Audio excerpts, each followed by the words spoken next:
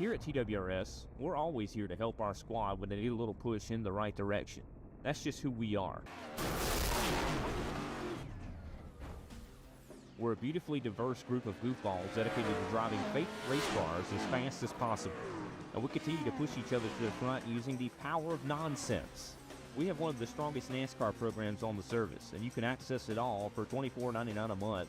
And we just released individual subscriptions for $14.99 a month for each NASCAR vehicle. We also just added a rallycross program, and our IndyCar program is taking off as well. So come join the weird side. We have speed and cookies. Cookies are not included in some locations.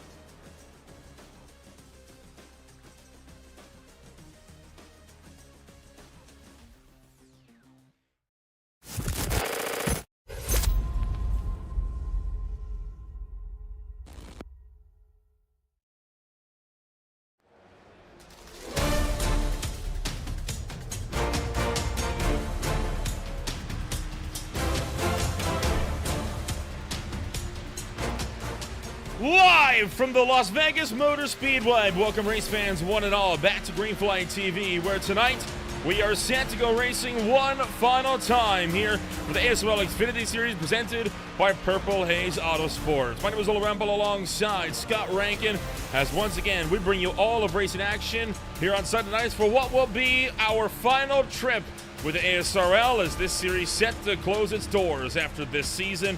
Scott, it's always a bit of a somber feeling when a league has to shutter its doors for one of their series, but hey, we got a good championship battle in our hands, and it's bound to be a good way to go out. Yeah, and what a racetrack to finish it off at, Las Vegas Motor Speedway as well.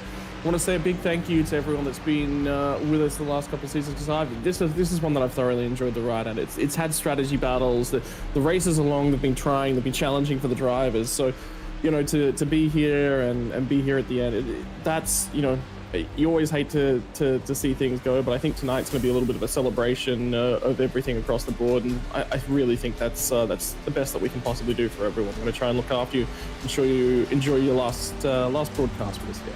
And of course, what better way for us to make this one a good one by talking about the championship battle entering this race. I mean, borderline winner takes all. Brody Gunter and Austin Cole entered this race separated by 4.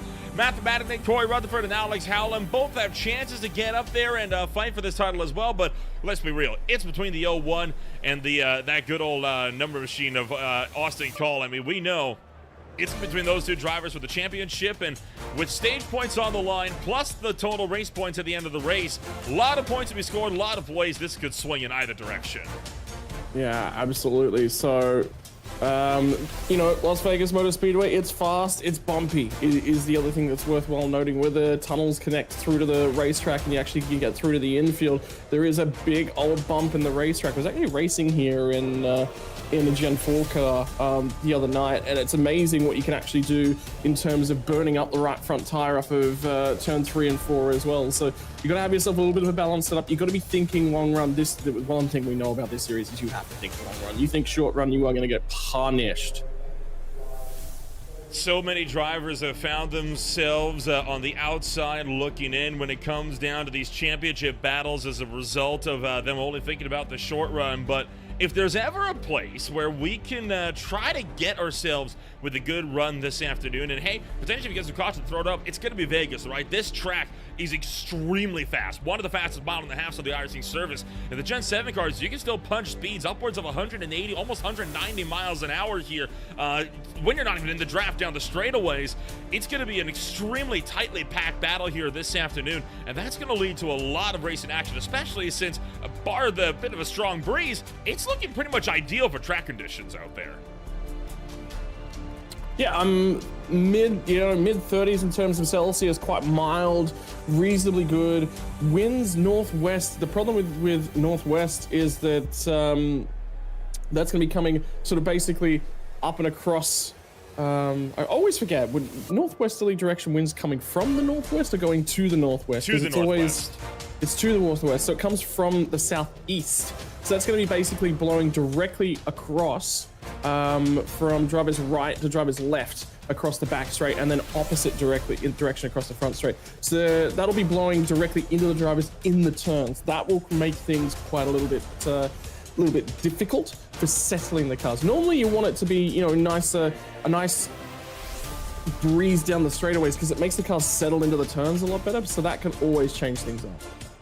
And of course, you've also got this brand new reskin here at the Las Vegas Motor Speedway, introduced just with the latest season build. It saw its debut with the High Tide Racing League Guardian Premier Series when they swung out here just earlier this week, in fact, past Monday.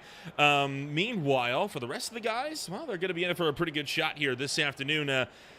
As we're going to get set to go racing here for one final time here from America's gambling capital. With all that said and done, time to take a rundown of what your starting grid is going to look like here this afternoon. And for the final race, they'll line up like this. And could we ask for a better front row? It's the top two in order of championship order. Brody Gunter, only 4 points clear of Austin Cole, and right now only clear by 1/4 of a second on that front row. Row number 2 going to hold the likes of Sam Bumgarden down in third alongside Mullibu's Productions number 64 runner Joshua Rutherford. Row 3 holds his teammate Corey Rutherford alongside Paul Ellison.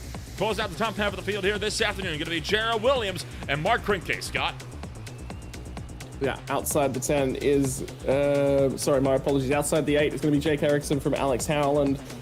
In 9th and 10th, 11th and 12th, Nate Morris from Joshua Higgy. Higgy quite deep in the field. I don't think necessarily he'd be too happy with that qualifying performance. Might have been a mistake there. Dylan Grootsmarker from Rene Garcia out of 13th and 14th. Final driver on the grid will be Travis Fleming, not setting a qualifying time.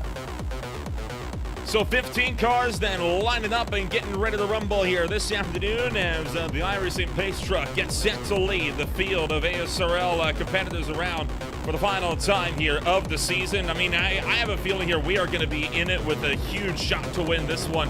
A lot of drivers are on the mark here this afternoon. Sam Baumgarten up top, but again, how about that? Paul Gunter, 1-2 in the championship, 1-2 at the head of the field. I couldn't ask for a better front row, honestly, entering a season finale. Yeah, the big thing is, though, is that if they both run their best race, there's not going to be enough points between them. These two have been so consistent, so much towards the front, at the front, that it's very, very difficult to separate them, and you need a couple cars to sort of jump in between them. Effectively, you gotta put 4 cars in between them, because if there's a tie, it would go the way of Brody Gunter. So you must outscore Brody Gunter by 5 points. That means that there must be 4 cars in between them. But that's not taking into account the stage points coming in, remember. 15 and 13 for 1 and 2. So we'll have to redo that math a little bit once we work ourselves up and around to the halfway point this afternoon. For the time being, they're going to get set to work their way down into turn numbers 3 and 4. We thank ASRL for having us along for these seasons, and we thank them as well for having us along here for their final ride as we'll work around into turn numbers 3 and 4. Time, one more time to get this party started for the final race of the ASRL Xfinity Series presented by Purple Haze Autosports on Sunday night. It's time to go, go, go! Good launch from the outside lane from Austin Cole. I think he actually might have the nose ahead. This is exactly what he needs to do. No, he just didn't quite get there. Didn't quite get to the bottom as well. Sam Baumgarten actually managed to take that one away from him as they tipped down into turn 1, but he'll have the momentum down the back straightaway. Difficult thing is, on the long run, no one has beaten Brody Gunter thus far this season on ties. Somebody's had to outplay him. Something's had to happen. So for Austin Cole, he needs to get the nose ahead. That's what he'll be thinking, is I've got to be in front, but at the same time, I've got to start saving tires. I've got to do something to shake up Brody Gunter. Brody Gunter leaves the way for the first time this afternoon. Austin Cole still piling on that pressure at the very head of this field, trying to see if he can fight his way up and around the driver of the 0-1. As we'll work our way down the back straightaway, now down to the turn numbers 3 and 4. Cole still hunting for the inside. Gunter, though, taking that wider line. I think trying to bait Cole down low, trying to make him burn up his equipment early on. Well, you say burn up his equipment, but the big thing is the hardest section of this racetrack on tires is the exit of 4. So provided that you're creating yourself a really, really nice arc down and through turn 4, you're actually okay. The big thing, you're right, at the moment is that Austin Cole's driving it in quite hard. He's not allowing the front tire to breathe. See how Brody just sort of tips it in a lot more gradually, uses more of the turn from the top? That's what he's doing to save the tire. Keeping an eye also on Sam Baumgartner. He's been happy to let these guys just go and not worry too much about matching them for pace. In fact, we're already up to 1.5 seconds lead. I really think Baumgarten is mega saving on the tires. He is way back and out of the throttle. So keep an eye on him in the back half of this run.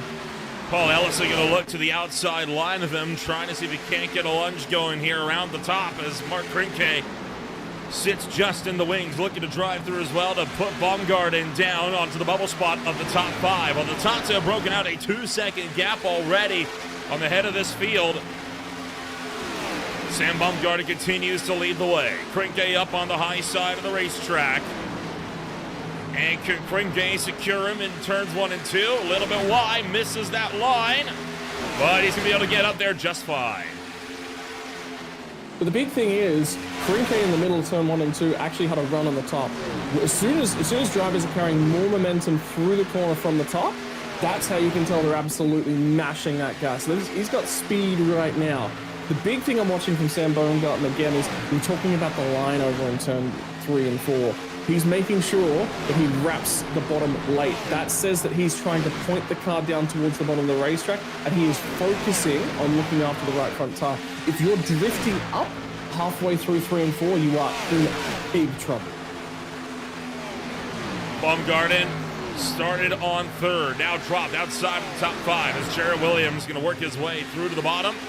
Right behind him, Alex Howland, Joshua Rutherford going side by side as well in the dash towards turn number 1. So Howland want to throw his out of the ring. He slides up. Garcia opens up the door down low. Yeah, this is going to be an interesting one in the midfield. And Garcia got at the bottom, so he got priority. But the big thing is don't overdrive it. Do not drift up through 3 and 4. The difference, like I said, all I can reflect on the new surface that we've got on iRacing is a little bit of Gen 4 racing action, and it was tight, very, very tight. And one of the biggest things that we had to do was literally back the pace way down to really conserve the right front tire. It was nearly a little bit of a pack race in that sort of an instance. So all I'm thinking of is seeing if you can get the car loose in any stretch of the imagination. The big thing that I can see from Sam is his car's pointing through the corner, through turn 3 and 4. Everyone else is sort of getting in there and trying to gas up, and what that does is oftentimes it can either, the Xfinity car will do one of two things. Either it'll really rotate the rear, or it'll make the car, it'll unload the front end of the race car as Jarrell Williams drifts up the track a little bit and checks Paul Ellison up, and prevent the car from getting back to the bottom. But those lead two are still going at it.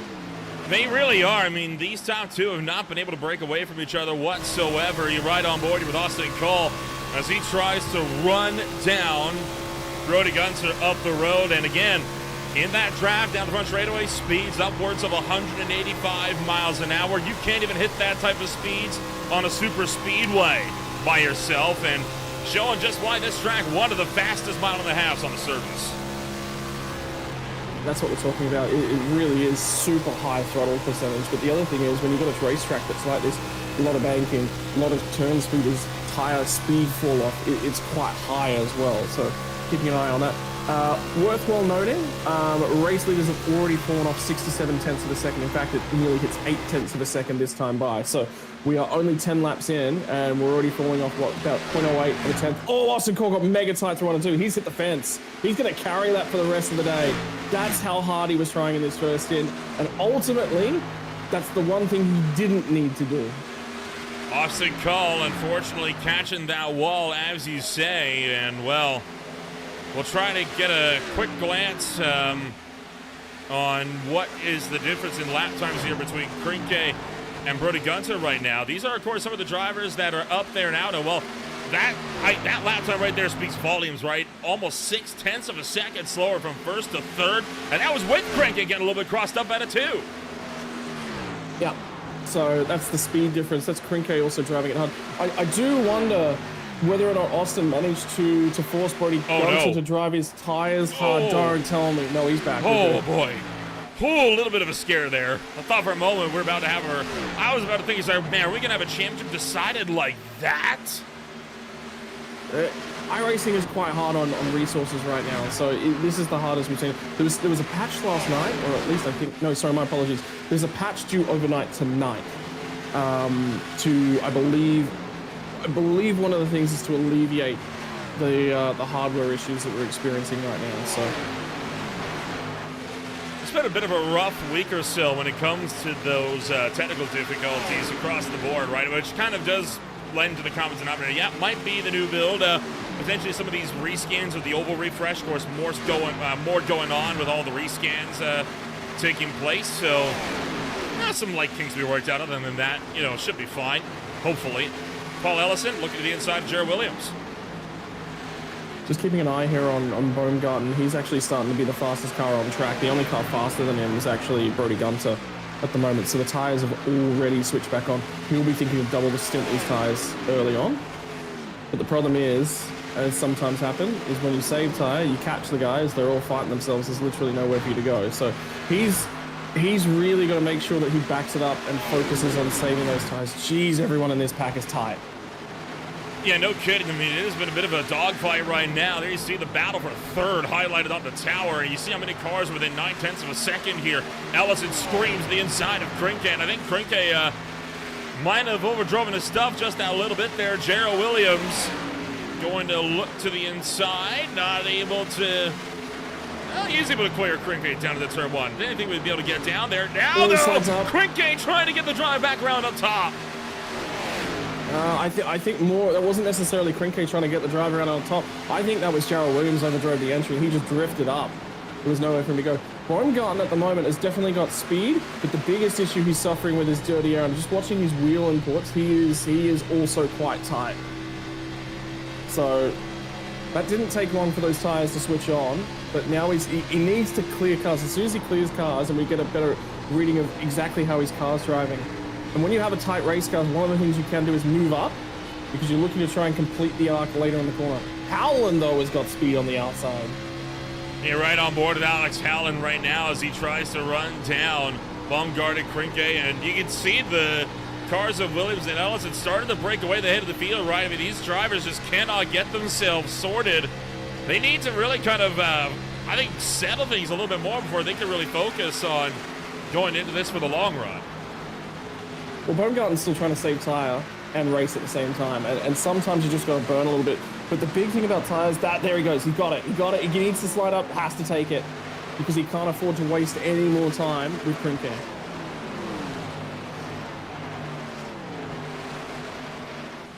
I wonder if Austin Cole's actually starting to recover on those tires. You reckon? Well, my timing was saying that he ran faster on the previous lap, but I wasn't getting time.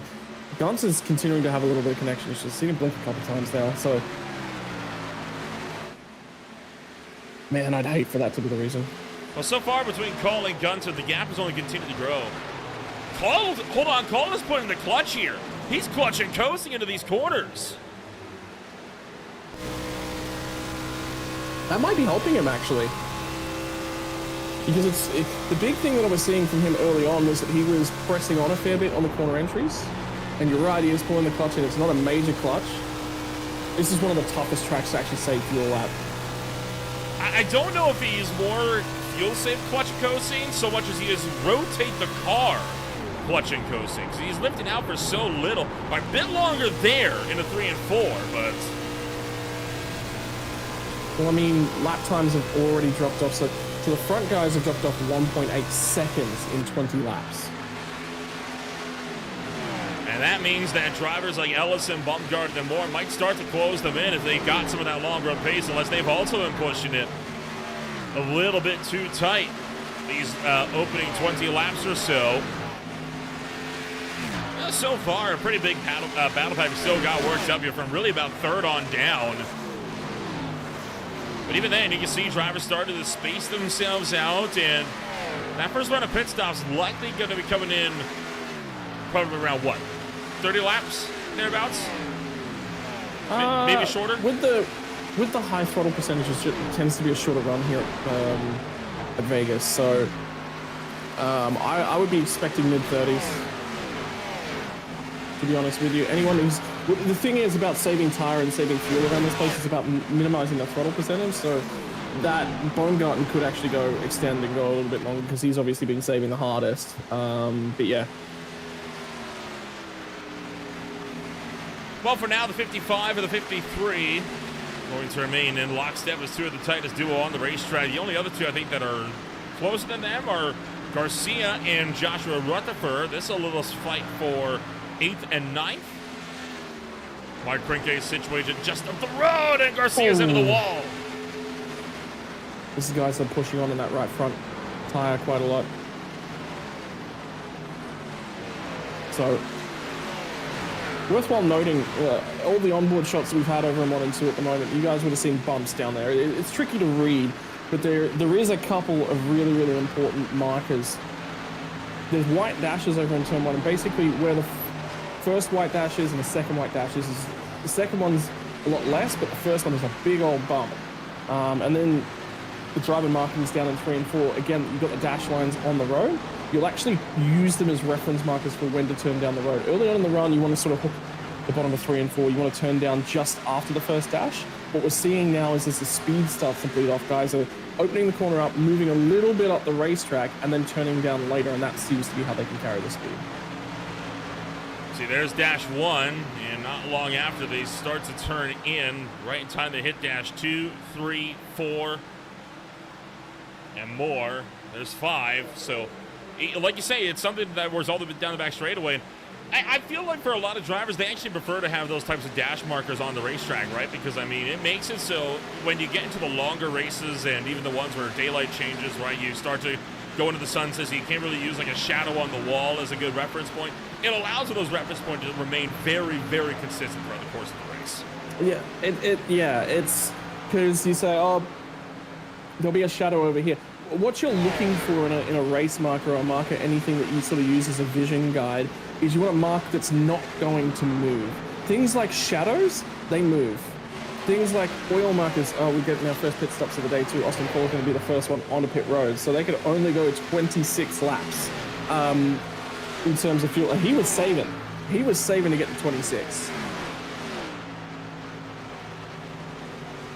He is not the only one in the pit road. Named Morris going to join him back here with the number 25 entry. So pit stops, as you say, underway for the first time this afternoon. There's Cole, and he's taking 4 tires and fuel for stop number 1.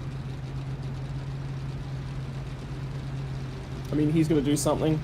And the other side of that coin is that he'll be looking at the stage marker and thinking about that as well. So this will be a little bit of a track position play. Because if he can pick up those 2 points for a stage win, well, he's only got to beat Brody Gunter by 2 spots then. And there is Brody Gunter now down and into pit road. And in fact, he's going to bring about half the field in with him. Only the top 6 staying out. I was expecting Gunter to his bog standard strategy is to be take fuel only. I think the rest of the field's now going to be in this lap. You see Paul Ellison and Sam Baumgarten top of the shot, just entering pit road while Brody Gunter is off and away. We'll get an eye on who did what into the pit stops here in just a few moments, once we wait for the last drivers to cycle through. Baumgarten going for an overtake on Ellison here in the middle of pit road. It's always risky to do something like that, isn't it? Especially when their stall is earlier than yours. Very risky. Good thing Ellison saw it coming and kind of lifted to let him in. Still waiting on Joshua Hagee to come in, as Grutzmacher is in a pit road just a little ways behind these guys as well. Yep, so off and running. And there he is. So that will be our last stop of the day. Or, well, our last stop this rotation, sorry. So he's gone to the end of lap 29, so not lap 30. Just going to do some math on some of those pit windows and just double check that that doesn't open up a window. I don't believe it will. So while Joshua Hagee waits in pit road, there is Brody Gunter making his way over around the top side of the racetrack. He is well clear with the lead of the race. In fact, 2.5 seconds clear of Austin Call. So looking like this race could very well be Gunter's to win. By the way, not a lot of drivers taking tires on that stop. The only drivers that took tires, Gunter, Call, Ellison, Krinke, Fleming, and Grutzmacher. Everyone else, field only. Okay, so I do have some numbers for you here, and this is really, really interesting. Do tell. 26 laps adds an extra stop. If you get to the 27th lap or further, you are good on fuel to go on 6 stops. Sorry, 5. It'll be 5 pit stops, six runs. The 26 laps, and now you've got obviously a bit of time to make that back. It's literally 26 to 27. I believe if you go, so 160 minus 26 will be 134. So 134 divided by 27 is okay. So 134. So if you could only go 26 laps because we have the formation lap, and you do 27 on every other stint, you're good to go. So you do have that 1 lap and offset, I guess, in the pit cycle, and you'll be okay. But you have to go 27 laps for the rest of the day. And looking throughout the field, nobody pitted on lap 26. The earliest drivers that pitted were Call and Morrison. They both stopped on 27 stints, where it went from about 27 to 30. So I think everybody's more than secure on that 26 lap window. You're right. They came to the pit lane and left the pit lane on 27, but they entered the pit lane at the end of 26. Yes. So that's why I'm concerned. That is 26 laps on fuel. So they do need to go 27 laps for the rest of the day. We can now see the drivers that are on fresh tires, like Paul Ellison, starting to quickly cut through the field as Ellison trying to drive up towards the point. Of course, Call does not have that same advantage to run down Brody Gunter as a result of them both taking 4 tires in the field on that pit stop. And it looks like Gunter, in fact, continued to extend that gap at the head of the field, while Ellison goes into the top 5. Now, the big thing for Brody Gunter is, and one of the chinks that we've seen in the armor on these longer races, is his traffic management. Has been a little bit of an issue. Jarrell Williams just packed the wall off of 2, so he is wicked tight on those center tires. He was tight before. That was right on the right rear of that car, so he's in a little bit of trouble. Well, good news for him. The field's still going to keep fighting up and around. Joshua Hagen and Nate Morris right behind them. Run 11th and 12th, and I think Morris got a little tangled up there in the corner. Now Krinke cutting through on fresh tires, having a bit of a flash, but he's also able to get it cleared. Pulls around the outside of Joshua Rutherford and Rene Garcia in one corner. The reason why there's a couple of reasons I really like the strategy whereby you don't take your set of tires on the first pit stop. Number one is the fields are closely stacked together. So one of the issues that you're seeing from these guys that have taken tires right here, from the field, Paul Ellison and Mark Krinke, is the fact that right now they're having to pick off a lot of cars. Later on today, when the rest of the field do that offset, the field is going to be, 24-hour weekend. I've had very little sleep across the weekend. The field will actually spread out, so you actually have to overtake less cars. That is delta time that you're losing. You can't show your optimal pace. It'll only be in the realm of 1 to 2 seconds at most, but it is time that you are sacrificing. Rene Garcia trying to pull around the outside of Josh Rutherford. Has to lift, he's into the wall again, and that will let Rutherford pretty convincingly take that spot away down the back straightaway. He's doing a good job to stay on his outside too. He's really putting some pressure on him. But Corey Rutherford's going to sneak through on the bottom as well. So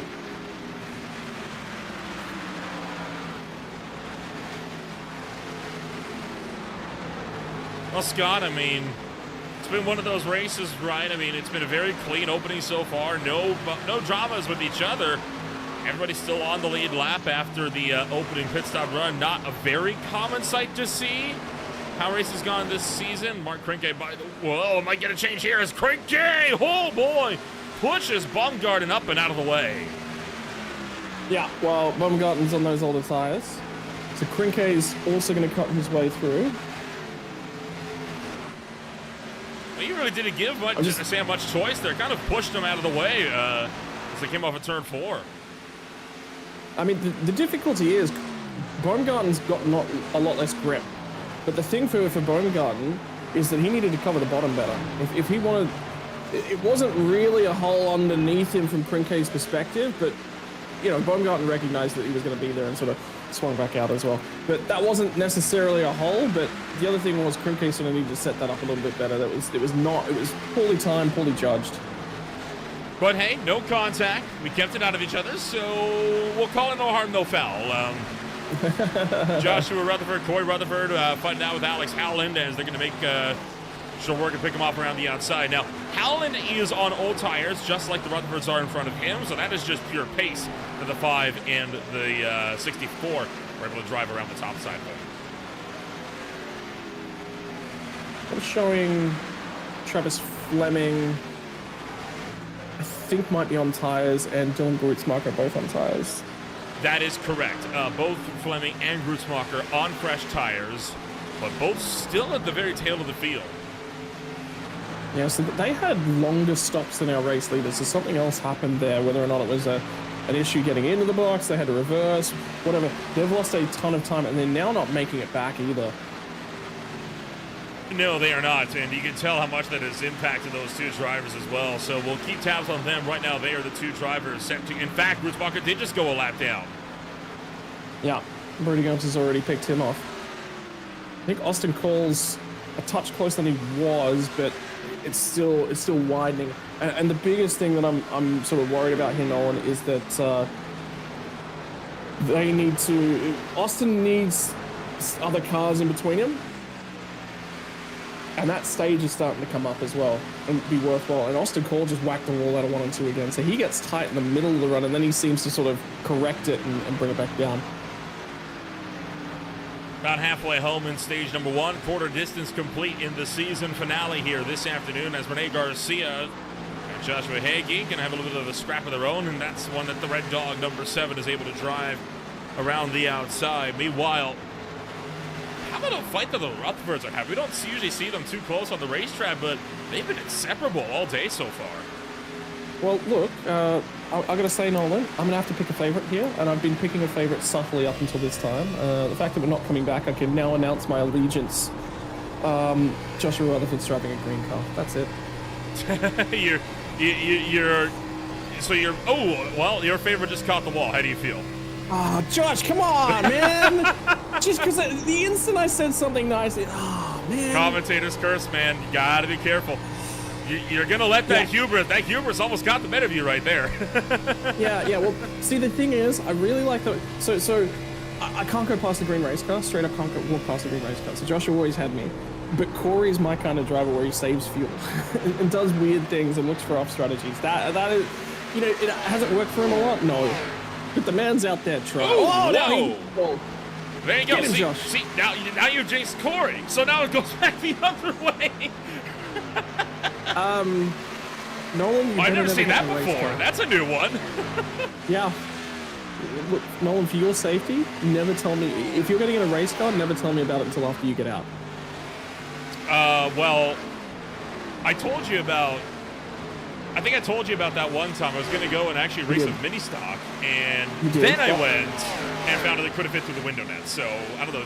Is that me jinxing myself on that, or does that count?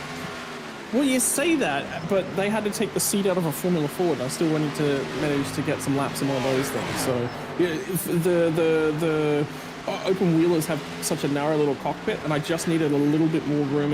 In it wasn't necessarily because of my girth; it was more to do with the height, I think. So they have normally like a seat insert where you actually do sit down in the frame. So I was sitting basically directly on the steel. So it was a little bit hard to sit on and a little bit uncomfortable, but I wouldn't take that experience back for anything. The thing I've actually been talking to people lately about my sim rig seat and talking about it, and I'm like, man, this thing's just not comfortable for sitting in for long periods of time. So I'm thinking I'm going to pick up myself up a car seat in the near future and swap it out. I have a Subaru Outback seat on my own sim rig. It is surprisingly comfortable for a little bit. You just got to be careful not to get in it for too long, or you get a sore back. For owners of Subaru Outbacks, we need you to check in with us and tell us if oh boy! Ooh, that was a big hit. Yeah, big hit to the wall for Jarrell Williams. Is that the third time he's hit the wall in the right rear corner? I don't know, but what I do know is he is sure not doing himself any favors with that. making a jump as he just got tight. Boy, nearly wiped out Corey. That one was a lot lighter of a hit than some of the other ones I've seen him have. We've been working on the replay graphics. They look sick. Yeah, one of the new ones we're trying out. By the way, Austin calls back to clutch and coast again.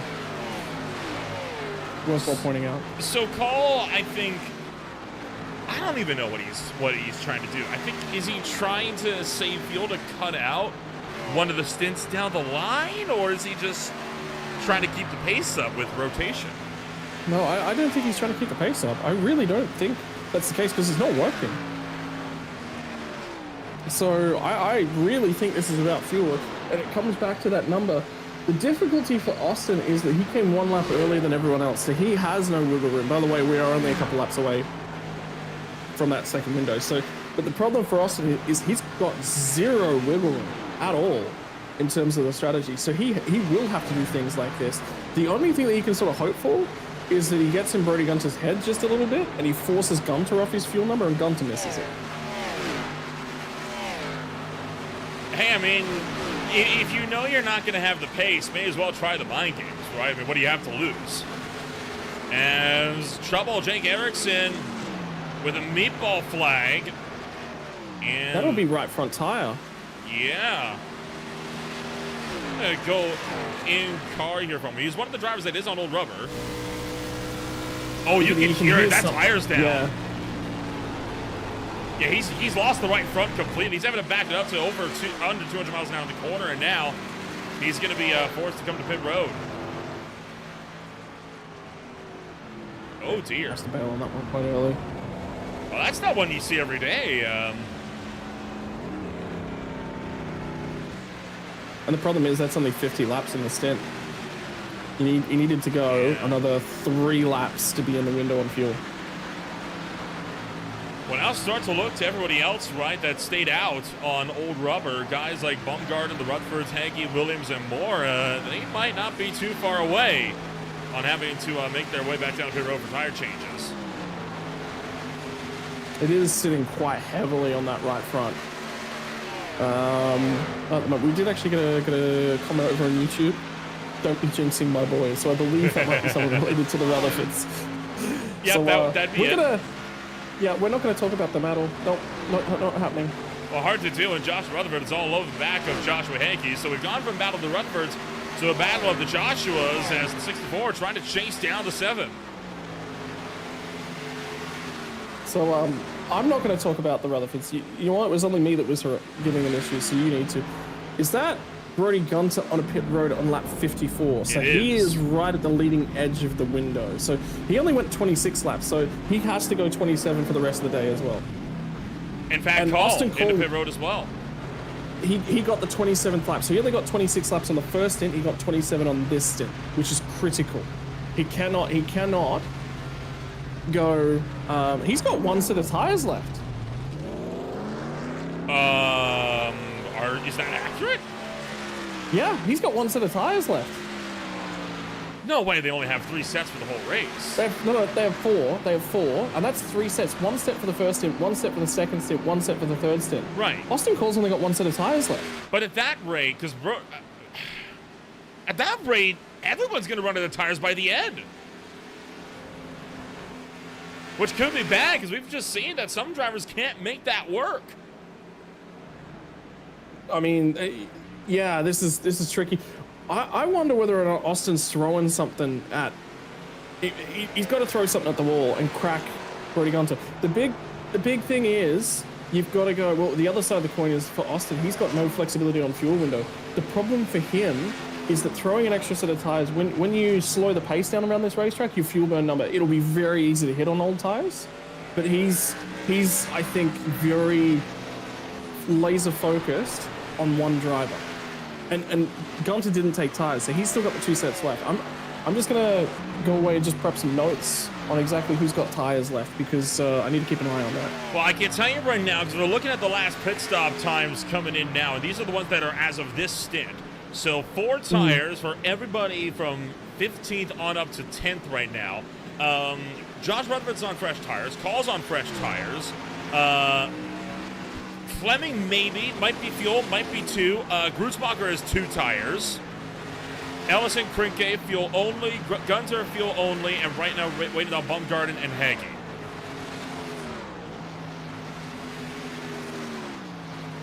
Tires for Bumgarden. And tires for Hagee as well.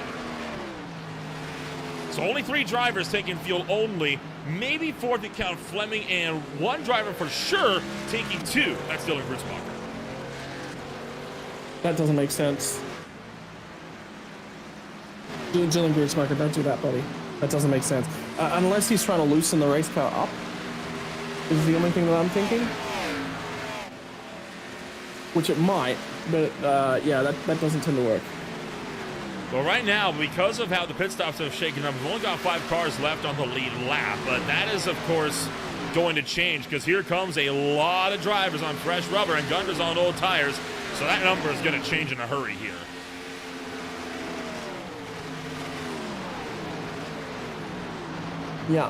Yeah, I think the entire field has burned one of their extra sets of tires now. And then it's just a matter of who's burned their second set. And there is, I'm pretty sure Austin Cole's the only driver who's thrown 2 sets, maybe Travis Fleming. Boy, it has gotten interesting in Vegas, hasn't it? I mean, well, we're in the gambling capital, so I feel like some drivers, hey, going for a gamble, see if it pays off or not.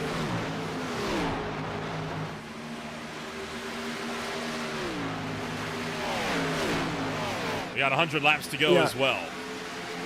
Yeah, the 100 laps to go marker really, really worries me.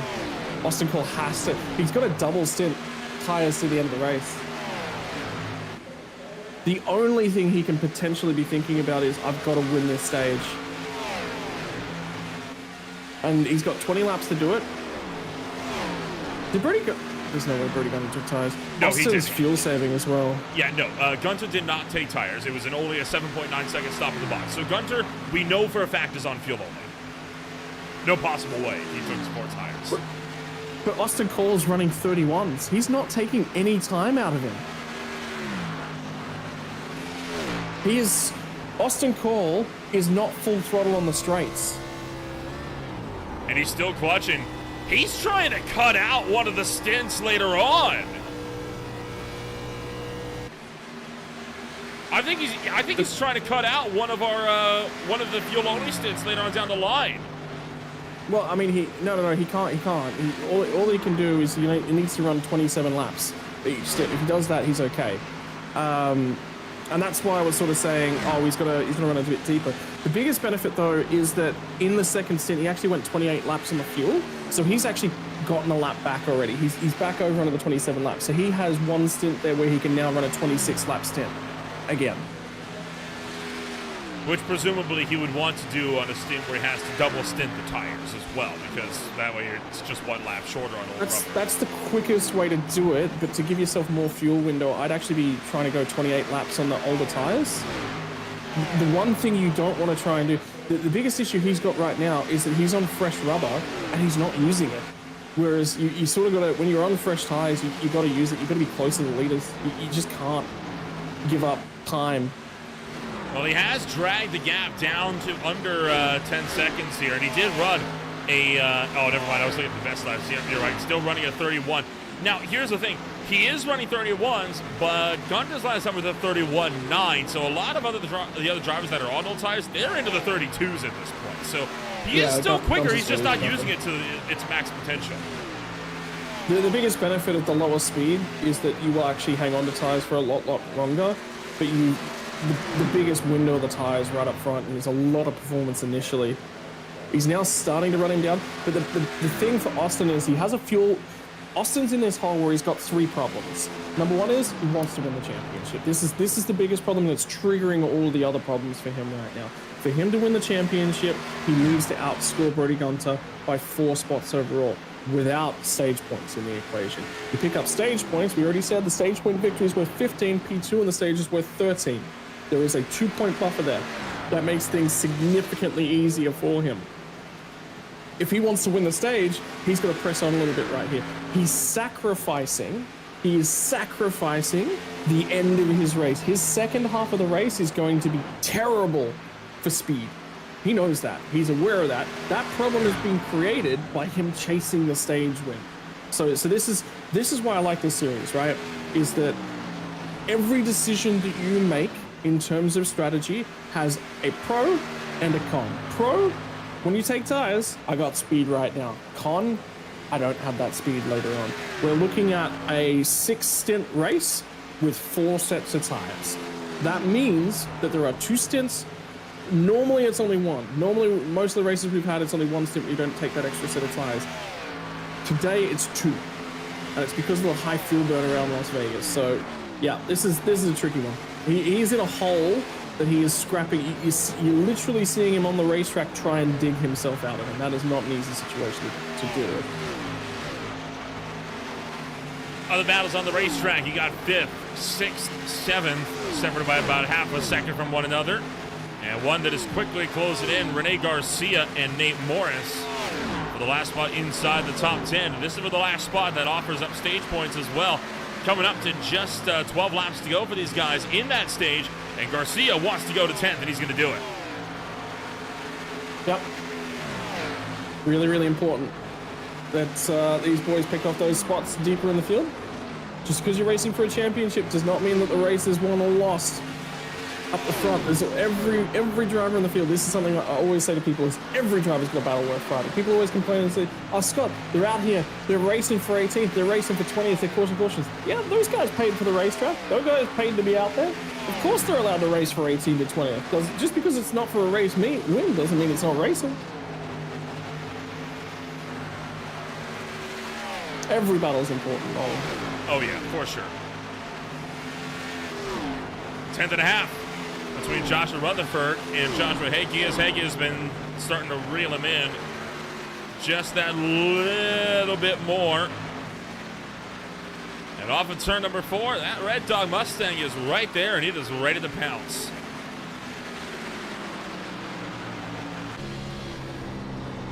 And remember, Hagee's quietly and calmly driven his way through the field as well.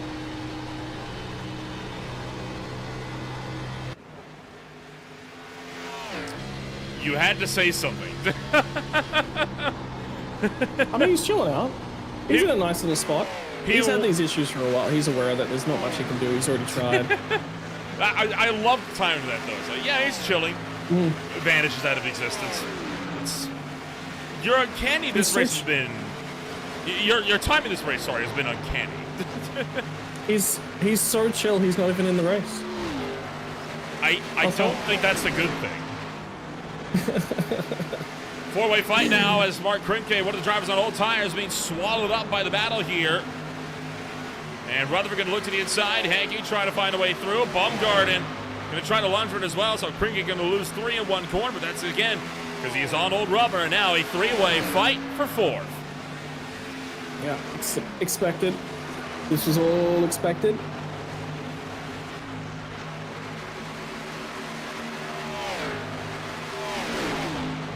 So, for these guys at the moment, they'll pack up, they'll stack up.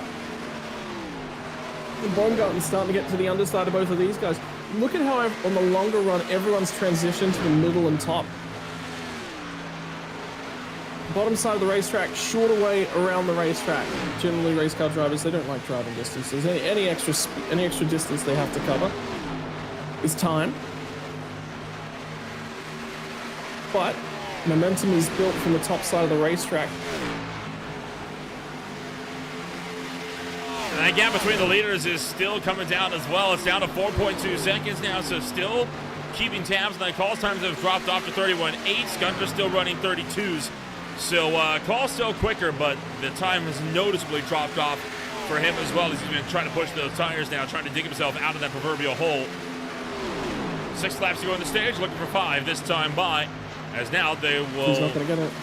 They'll get around Dylan Grutzmacher, who's going to already be a lap down. Yeah, the difficulty now for Austin is that if he doesn't win this stage, and Brody does, we said it was, what, 4 spots? That becomes 6 spots that Austin's going to make up. The biggest thing that Austin can do is shake Brody Gunter's fuel number. But remember that Brody Gunter's on older tires, so he should be better. Sam Baumgarten start to pick people off. Austin's in a hole on fuel. He is mega clutching now. He knows that he's in a fuel hole. That stage not too far away as Samuel Baumgarten fighting it out with Joshua Rutherford on the mat approach to turn numbers 3 and 4. Baumgarten takes that one down to the inside, and the number 64 will be dropped back to 5th. Oh, was that smoke? No, it's, No, the, sorry, it's the tarmac on the patches. inside. I have almost been caught by that numerous times. Trust me, you are not the only one. It's scuff marks on the concrete, though, on the inside of the racetrack. Well, when I first loaded this track up the other day, I went, is that wet patches on the racetrack? No, they're just patches. Regular patches. If you look from up top, you'll be able to get a good angle on this one here down the front straight around the tri-oval. See, you can see all those like whiter concrete patches all the way down to the inside there. Yeah, when you're at speed, it's easy to mistake them easily as something else. They just flash by, and you're like, whoa, what was that? I missed it. I gotta go back and have a look. Oh, no, never mind. It was One time I nothing. thought it was a whole car. I stopped myself, but boy. the thought was there. You did better than I did. Usually you just yell at, was that smoke? No. Yeah, well done. Yeah.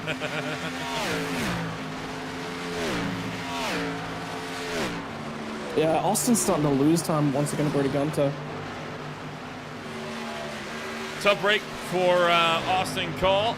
Brody Gunter, meanwhile, starting the final trip around for the stage.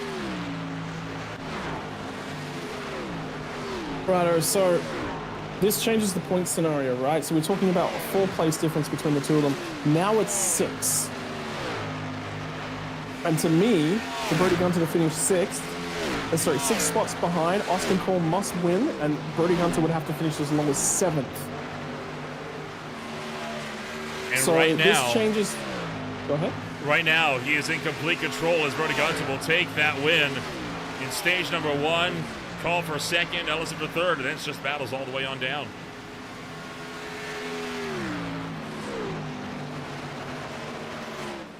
Yeah.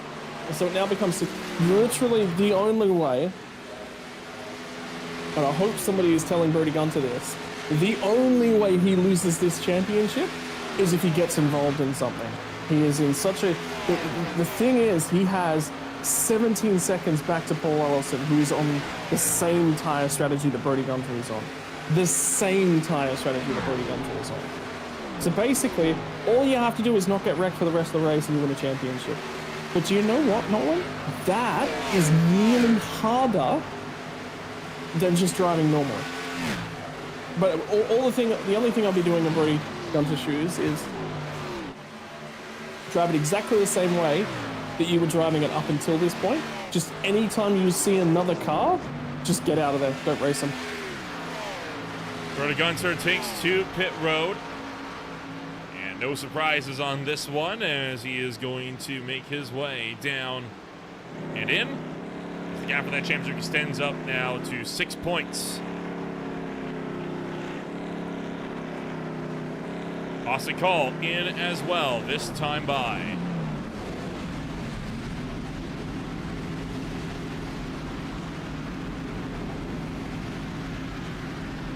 The only other thing I'd be sort of looking at and thinking about is bonus points, but I reckon Brody Gunter's probably got some more in the pocket. Oh, look He's got at the pole. Wow, yeah, I think it's over. Cole will beat him out of pit row, but he didn't take tires. Gunter did, and he's right behind him. I mean, this is going to be no contest. Yeah. I would expect Ellison to be on the same strategy here as well.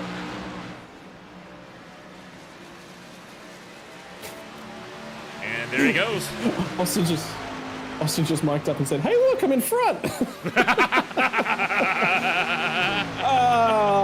That's over. I appreciate he didn't even. Man, Yeah. he could have at least been a good sport to let him lead a lap. Give him some. Yeah. Well, it wouldn't be leading a lap because they're not leading at the moment. There's other drivers who haven't pit yet. You're right. Oh, I didn't even think about that. Oh, you're right. Yeah. Oh, no. Oh, poor Austin. At least it's a good I sport. wonder if he waved.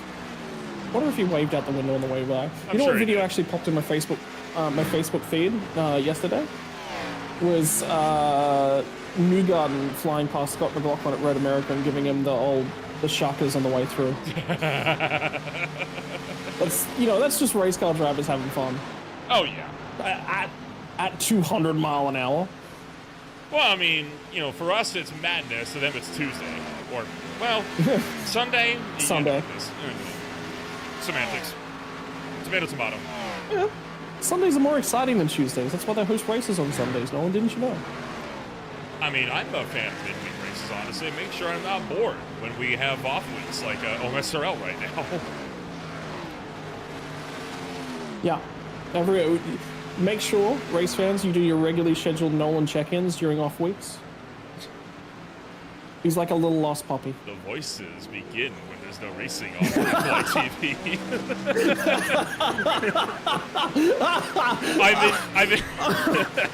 I've been using my time to build a Lego Star Destroyer, which is coming along nicely. It was a Christmas present. I have 3 sets that I got for Christmas. I've been saving them for weeks like this when I have absolutely nothing better to do. It's a really good time waster. Yeah. I'd get more, but they're just so expensive nowadays. They are, I agree. I need to get my Speed Fanatics collection going. I got 2, but... I really want to build some of the Formula 1 cars. They actually look like fun to actually build. Right? That was my thought. I will say, I put a curse, and I hope both sides of the pillow are warm for whoever makes the ludicrous amount of stickers for those sets. Like, I am sorry, when there are 30 stickers, put them on the pieces. I swear. Like, does not need to be 30 stickers I need to put on these minuscule pieces. Paul Ellis is making a move on Corey Rutherford for 5th. I'm angry now. I'm angry now. That is the most pissed off that I've ever heard you commentate. I'm so proud of you. After the 6th time of trying to get the grill right on a Porsche 962, I gave up. And I was like, you know what? Good enough. I will call it a day. Like, I'm tired of trying to, get this exactly in the middle. There goes Corey Rutherford. Gonna drop one. Josh Rutherford makes the pass on him for 6th as... Oh, the green. We fight to the second half of the race. Yeah, Josh, if this ends up in the wall, I'm sorry. For what I've said, I am truly sorry. As Dave Morris going to break around Alex Howland, we're going to take a quick chance here to give one more shout out to the folks that have helped to keep the lights on here for the ASRL Xfinity Series presented by Purple A's Autosports throughout their tenure. And the ones that allow for us to be here for this final race as well. Want to race over, but not sure if your setup is up to snuff. Want to race something by someone who knows their stuff. Want to know why we're asking random questions in a rhyming fashion like some sort of poetry buff? Check out TWRsetups.com. Their setups are meticulously crafted and personally run by their top-tier drivers to ensure that you get the best there is. So don't delay. Join the wild side of setup shops today. 70 to go. Now we get into the longest portion of the race. The good news for Austin Cole is that his fuel saving numbers will be significantly easier to hit this stint. Yeah. But that said, I don't know if he's going to be able to run down that 8.7 seconds that is only growing by the corner. Yeah. That's growing nearly a second a lap, that margin, by the way. That's that one's pretty much done. Like I said, it's down to Brody Gunter making a mistake. Sam Baumgarten's actually moved his way up in a 3rd spot. 4th. So he's doing a good job. 4th, yeah. 4th. Sorry, my apologies. It's 4th now. Yeah. Ellison just made the pass for 3rd down to turn number 1. I do love this about Las Vegas, right? I mean, with some of these lighter fields that ASRL has had as of late, I mean, some of the races, yeah, we kind of have the time to go on these tangents. We haven't had a lot of time to do that this afternoon. There's always been a close battle on the racetrack. It's one of the reasons why I love Vegas, and honestly, the only other track I would have picked that would have been better than this for a season finale, Auto Club. That's the only one. This right here, though, a very, very good second option. Didn't he down on his last set of tires as well, I think, at pit stops? He was 14.9. He did take tires that last stint. So I think that's about it. So I'm just going to run through the list of drivers I have with one set of tires left. I think it's Austin Cole, Brody Gunter, Paul Ellison, and Mark Krinke. Everybody else, I think, has got 2 sets to go, which means that they should be taking tires at both of these last stints. Sorry, Josh Rutherford will be the other one. Sitting, by the way, on that latest stint, Fleming, Krinke, Rutherford, Ellison, and Gunter, all on fresh tires. Everyone else is fuel only. Yeah, so basically, the only car that won't be taking tires, might be taking tires, actually, sorry, my apologies, Austin Cole will be taking tires at his next pit stop because he's doubled this stint and he'll double home. Everybody else will be tires to the end, other than those names you just listed off. Nate Morris to the inside of Alex Howland. Picks off the spot for 11th, while Howland slips back for 12th. Excuse me, as just behind them, Travis Fleming making the pass on Jake Erickson.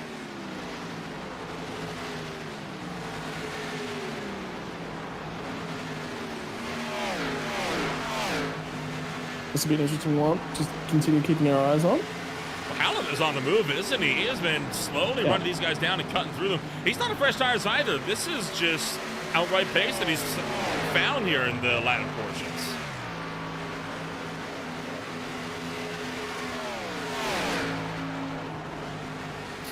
Nate Morris has got other things to say about it. He's not letting him have it on the outside. I think it's Dylan Grutzmacher on fresh tires too. It is. Grutzmacher 5 laps down after he spent almost 2 minutes in his box the last time by. So yeah, Grutzmacher, it's a pretty big problem. There's no black flag mine. I don't know, just maybe he had some matters he had to take care of here, and now he's just in it for the fun of it for these last few laps. Yeah. So we'll get the head down, see what he can finish this one off with. But yeah, there's not much more, unfortunately for him. It's been a difficult season. He had turns of speed when he first showed up in the series, and I was looking at him and keeping an eye on it. Morris has got speed at the moment. That might finally kill the right-hand side of Jarrell Williams' car. He's still okay. Yeah, well, he's hanging on. I mean, hey, credit to him. He may be down 5 spots, but he's certainly not out, as he is still fighting for whatever he's got an option to fight for out there on the racetrack. He's clouded that outside wall off of 2 so many times.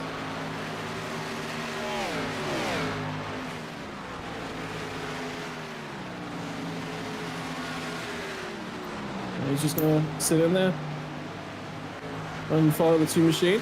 And Alex Howland around a little bit, but you can just see he's picking up the throttle, doesn't want to abandon it, so he just throws more wheel at it. That's not the way. If you're trending towards the wall, you got to bail on the throttle and bail early. If you stay in the gas and keep trending to the wall, you're burning right front tire. It might be okay this lap, but next lap it might not. The lap after that, it's less likely. You know, you sort of underdrive the entry, make sure you rotate the car all the way to the bottom of the track. So that's the problem that he's having, is that he just wants to keep in the gas. One driver having to go at it there is Mark Krinke, as he tries to get his run sorted here. And in fact, he is going to do just that. So Krinke clears up as he gets around Joshua Hagee. And Joshua Hagee going to be now on the backslide as well, down to 7th. Krinke on fresh tires, so expecting him to make really short work of Sam Bumgarner as well.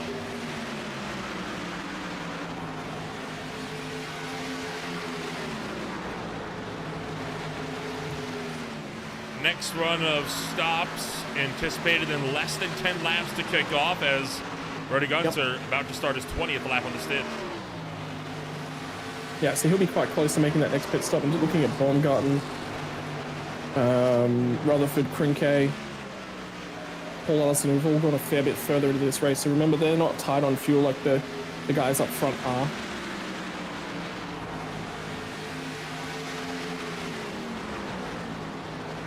Baumgarten real tight in behind Mark Krinke.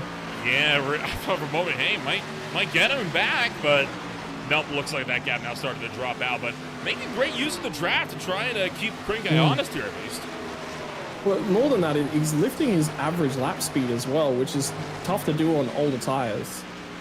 So he knows that he's actually not fighting here. All he's trying to do is just stick with him a little bit longer, because his pace will respond as a result of that. So it's not about fighting here, it's about keeping the momentum up.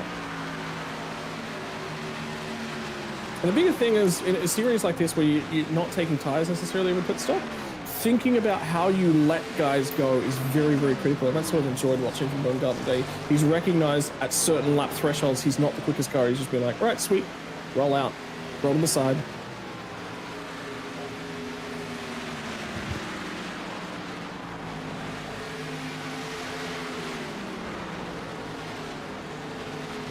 So we got 56 laps to go. Going to be approaching 55 before too long as well. As that pit stop window gets ever closer to us here this afternoon. We're going to take ourselves with a quick jump back, and when we return, it's more racing action coming up on Green Flag TV.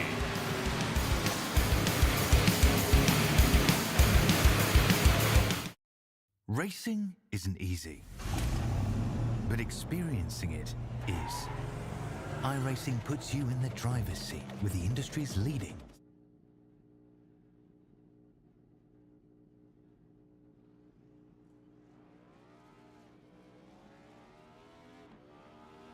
Here at TWRS, we're always here to help our squad when they need a little push in the right direction.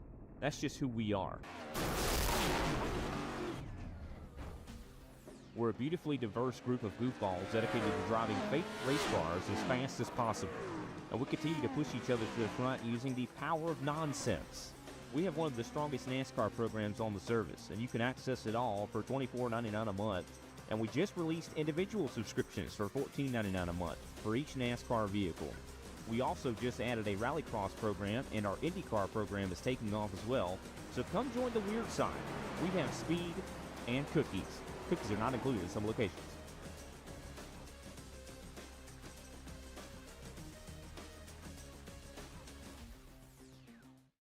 Racing isn't easy, but experiencing it is. iRacing puts you in the driver's seat with the industry's leading sim racing game.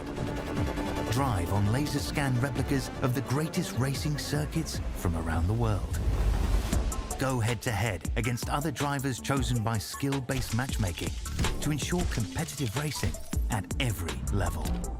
Compete across all your favorite series. In officially licensed cars, engineered to deliver the most accurate driving experience possible.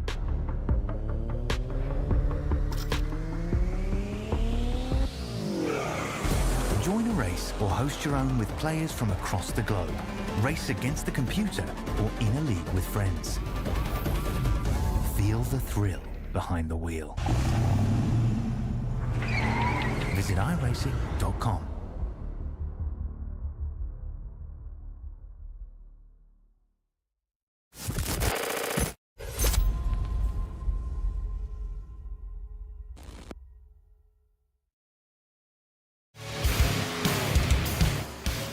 Corey Rutherford into pit road as the pit stop window officially opens up, and Jake Erickson here has just caught himself another meatball flag here, Scott, as that right front going down again. Yeah, unfortunate for him. He's just not able to make the tires last, unfortunately. Really, really struggling on that right front for him. He's going to get the traffic out of the way, and I believe he'll be able to make it down and into the lane nice and easily. Well, heads up, he's got Austin Call right behind him, and Call going to go for the pass, trying to make work of Erickson here. And now they're side by side, and Call's going to take a wise move there to back out and allow Erickson to get up in front. But again, with Erickson on the meatball flag, he's pushing him down the tail pit road. He won't know. And the other thing is, Austin Call's going to have the second to last stall, so pushing him down the pit lane is not what you want to do. I would have just parked it underneath him and not followed him through, and then Ericsson's gonna probably, given he was on flat tires, he'd probably jump out of the way. Well, all's well ends well. Nothing too bad going on there. So Erickson gonna get on a fresh 4, and well, window is open now. One more stop, and then you're gonna be good to go, big time on fuel. So no problems that we anticipate in the near future. Brody Gunter's also come in and out for his second to last stop of the season. And this will be a fuel-only stop for Brody Gunter. And he will take tires at the final stop. He'll probably come in, I would say he'd come in with 26 laps to go. Oh, Dylan Grutzmacher catching the outside wall there for a brief moment, coming down the back straightaway. As Josh Rutherford comes down to pit road. So Austin Cole, so these guys pit with 49 to go. Cole's no longer in a fuel issue, so he can press on a little bit more, which he's sort of got to do with the tires that are available to him. My numbers didn't necessarily play out the way I thought.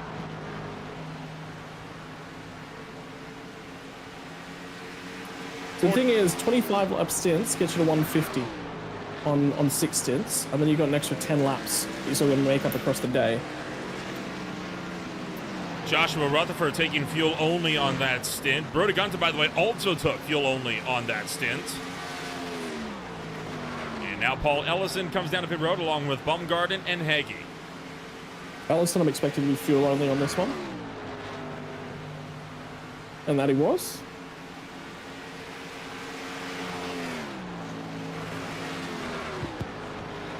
So he is down, around, and out, while just a little ways behind. Drivers in Mark Krinke try to battle their way back up through the field.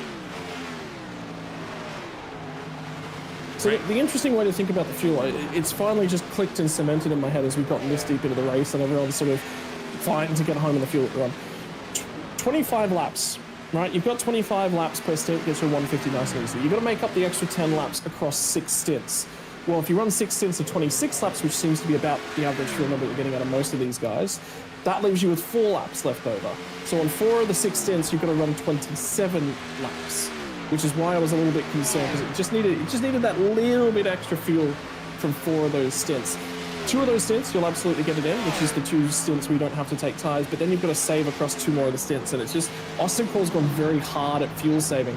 But the problem is, he's taken tires on some of those stints where he's fuel saving. I don't think it would have changed anything. I think he would have ended up right exactly where he is. But that's worthwhile considering. That's one of the little mistakes, is that he's not made the most of tires at points today.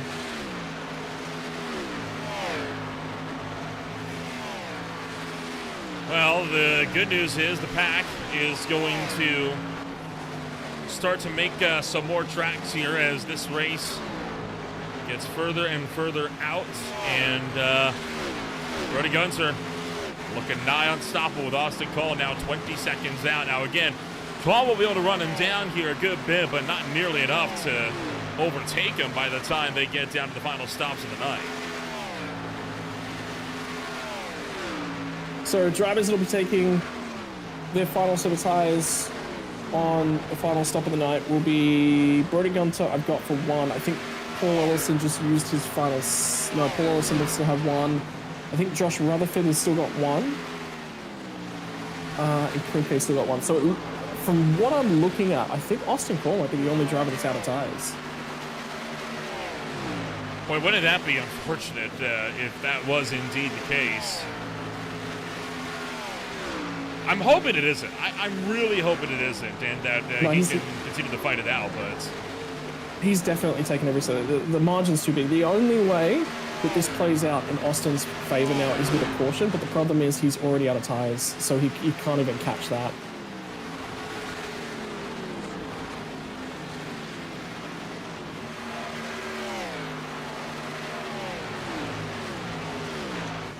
So, well, yeah, I gotta tell you, unfortunately, the biggest thing is he's put a challenge to him for, look at this season and the number of winners we had last season. It was just Brody Gunter, Brody Gunter, Brody Gunter, Brody Gunter. I think there was only 3 different winners last season in general. Yeah. Yeah, but what we have, like 6 winners this season? Something like that. Yeah. And Gunter never got on a roll like he did last season. There's a big win there. Boy, Sam Bumgarner and Mark Krinke getting a little bit tight there with the likes of Joshua Hagee also in the mix as they all unlap themselves from Brody Gunter. This fight here between the 7 and 53 that is looking a bit aggressive here, and in fact, the 7 car up to the top side of the racetrack, trying to make that outside line work on him. This is 2 cars on fresh tires having to go at each other. And he's willing to really rip the fence. The problem is it gets tied off exit. He got the momentum. He's going to get there again. Short way around the racetrack down the bottom. Now they're going to catch Joshua Rutherford as they run down into 1 and 2 as well. And Rutherford's not on tires. Look at him. He is ripping that fence. Just absolutely hauling the mail up top here as the 7 car tries to pick off the 53. Now, Josh Rutherford in the way, and holy cow! Now it becomes a fight for 4th. Hickey gets checked up, and Bumgarden uses Rutherford as a pick to sneak away with 4th place. I think Rutherford wanted to go for the middle groove and he missed it. I genuinely think that was a mistake.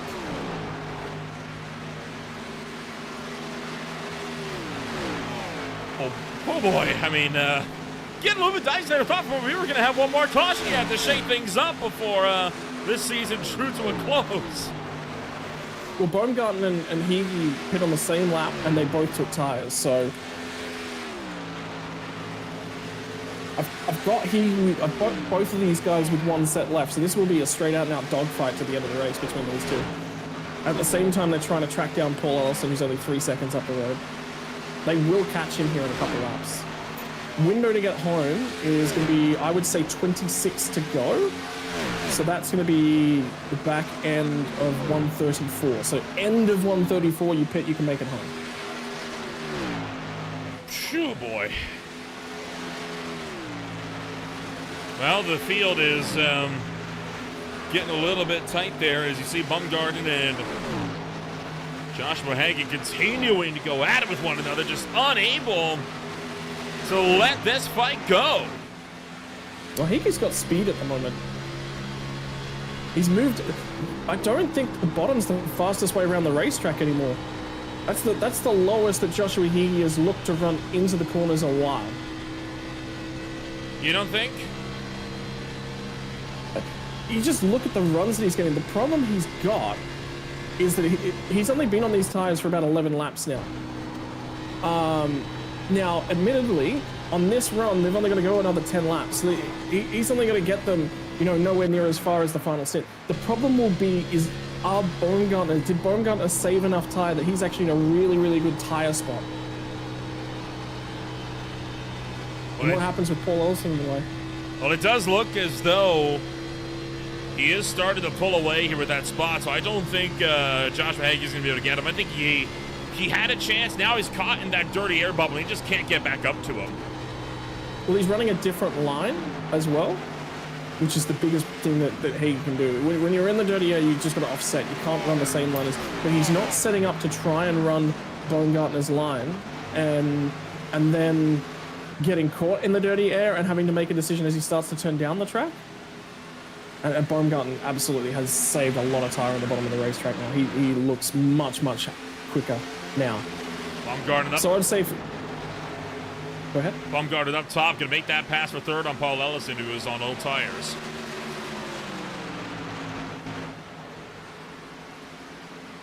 And Hagel picking off as well.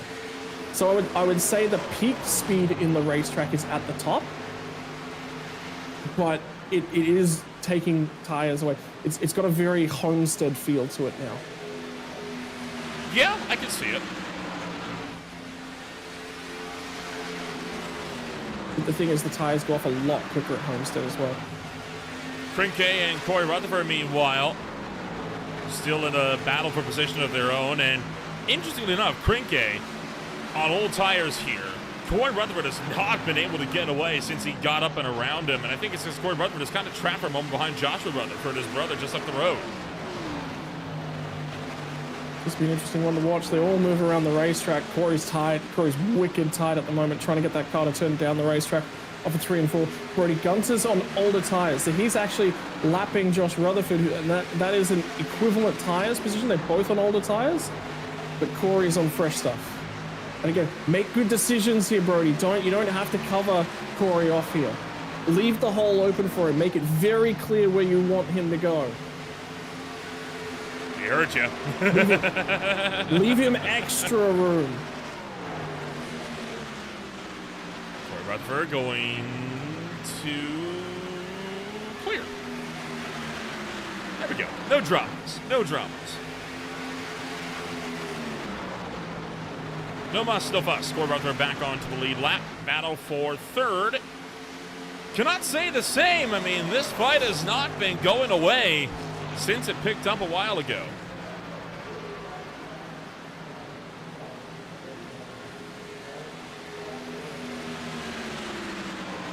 The smoke, the patches nearly got me again. Nearly got me. Had to take a moment to just make sure. I did. Yep. I feel you.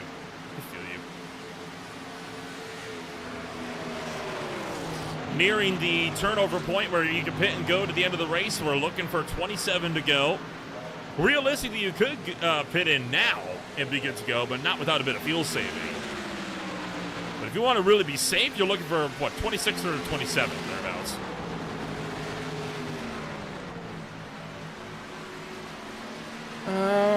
Well, the number's coming up, so we've got to get to 134, end of 134, which is in 2 laps to go.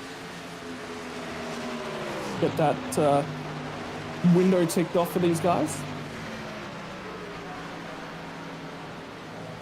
Tell you what, Josh Egan's just not going away in this fight. He really is not, which, I mean, hey, credit to him. He has really been working to fight his way back up there, not allowing for Sam Bumgard to drive away from him.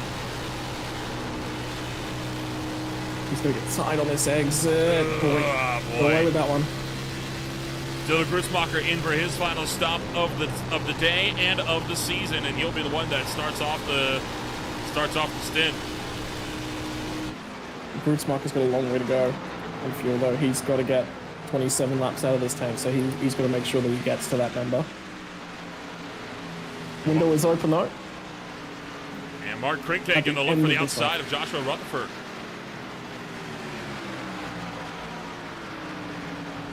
Krick went out very hard in the opening stint of the race. He wanted to lead that second pack, and he sort of fell off. Done a really, really good job at looking after the tyres on the next runs, and Rutherford's going to commit to coming to the lane, so he's going to go with the 26 laps on. I believe that'll be put him on fresh tyres for the run home, which is smart. Paul Ellison also comes to pit road this time by, so does Jarrell Williams. So this is it. We are at the point. Time to make those final stops of the season, and this is money stop time. Joshua Rutherford, Renee Garcia, both down, both at a pit road. So is Austin Call for the final time. Baumgarten's coming in, so he'll abandon that battle with Josh Heagy. And the good news for him is that that'll actually give him some separation, so he'll have a really good margin then to Heagy.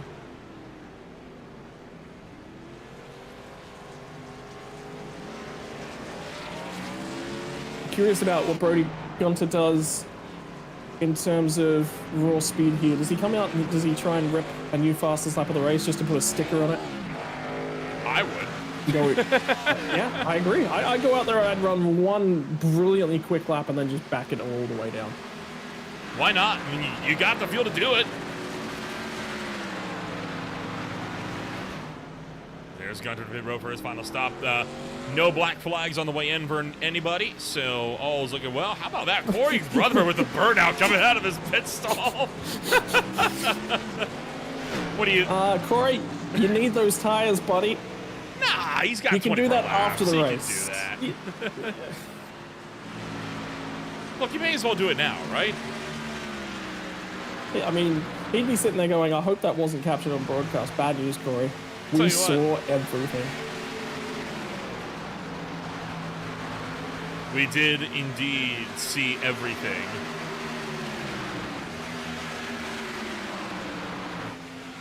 And so did our tower camera. Here we go.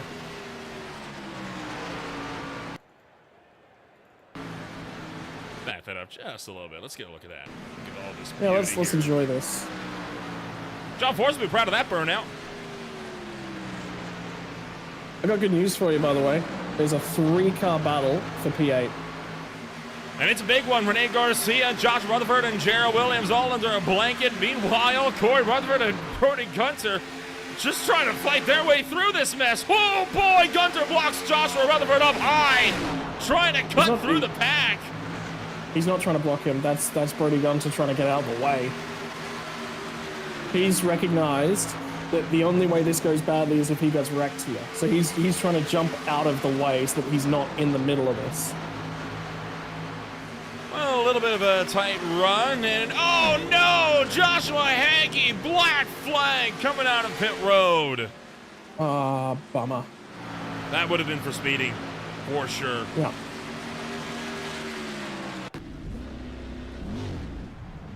It's on the way out.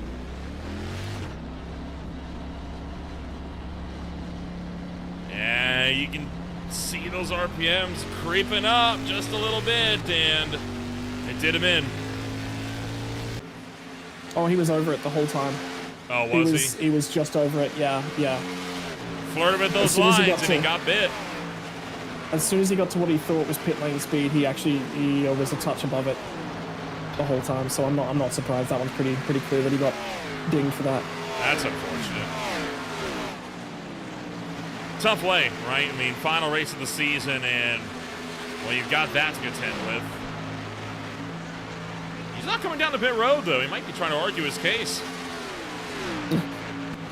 I'm sorry, buddy. You gotta come back.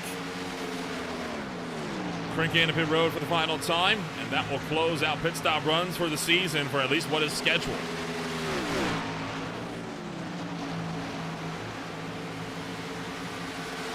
He is ripping at the moment.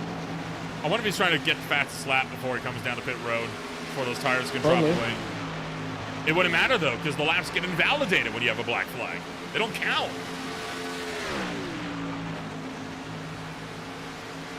Indeed, they do not.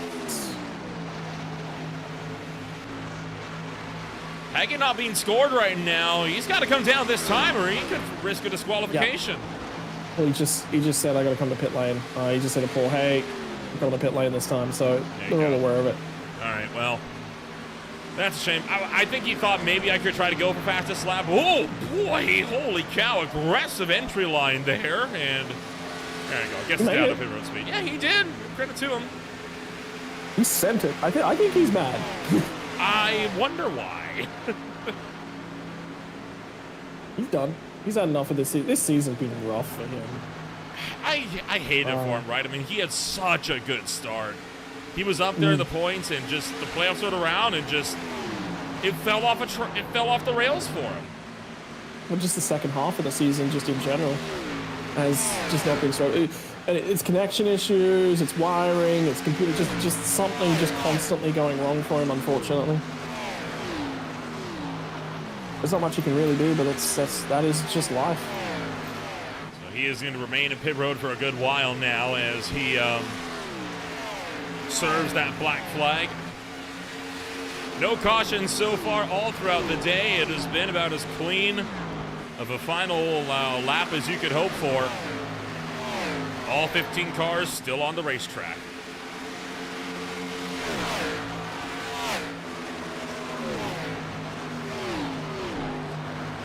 Well, that's what I mean from Brody Gunter's perspective. Like, he's just got to make sure he survives here. The issue for him is that he's right on top of this battle between Renee and Corey Rutherford. Is that Groots? I think Groots might have hit the wall in the background. Play again? That'd be a tough ride for him. Yeah.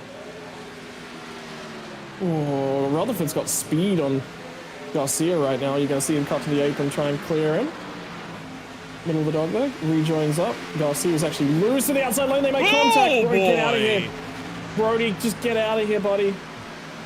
Rene Garcia washes up a little bit as a result of that contact. Corey Rutherford able to slip through and pick him off for 5th place. And if you're just tuning in from the Blazing Pedals ARCA Series race at Sonoma, welcome on board to the ASRL Xfinity Series for the final lap of the final laps here of the season and indeed of the series. As Rutherford, Garcia, and Moore all under a blanket. As well as that, Jared Williams and Nate Morris trying to fight it out as well. It's good to see battles on the track heading into the final field. It's actually been a pretty good race. It's been a very, very good race with stuff going on. I'm wondering whether or not Josh Rutherford's just sitting back and saving his tires a little bit, hoping that we'll get some speed at the tail end of this run.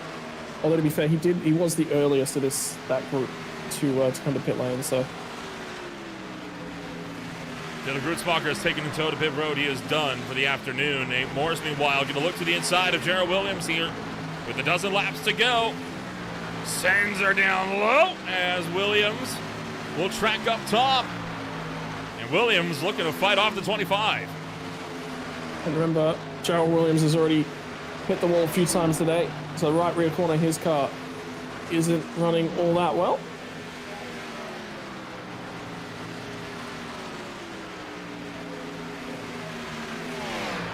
So he's going to continue to go at it, try to make this happen.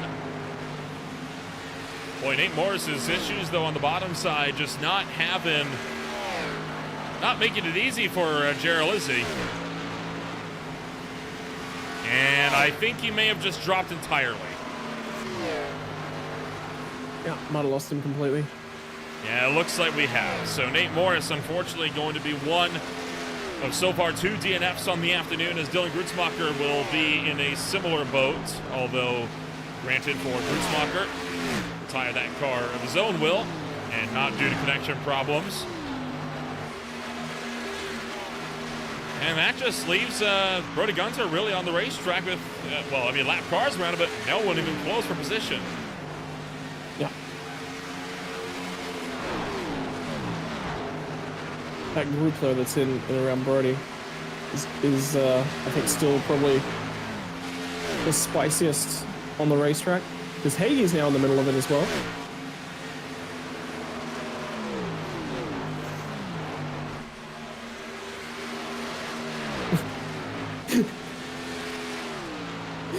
More humorous, this on the radio, I take it. Yeah, Dylan Grutzmacher. Now that Nate's out of the server, I'm real pissed off, but I kind of want to get back out there, but I'm too pissed off. Hey, he's got time, but it's running out, so if he wants to make that call, he's got to do it quickly. And Josh Rutherford just said to him, hey, we got a picture to take after the end of this race. You better get back out there. So I do hope he rolls back out. Finish out the season. There you go. And he is. He's coming back out. Yay! How about that? There you go. Good sport. Sam Bumgarner, meanwhile, attacking Austin Call. Call on old tires in the final 8 laps. Bumgarner to the inside. Nearly runs over the Skittles Gummies number 18. As Bumgarner tracks down low and looks to steal second place away from Austin Call. That might be the final pass of the season. I think it will be, unless something big happens here. And by the way, we have a statement I want to pass on to both you and I from a driver. Grutzmacher just said, "This is for you, Scott Nolan." Who said that? Sorry.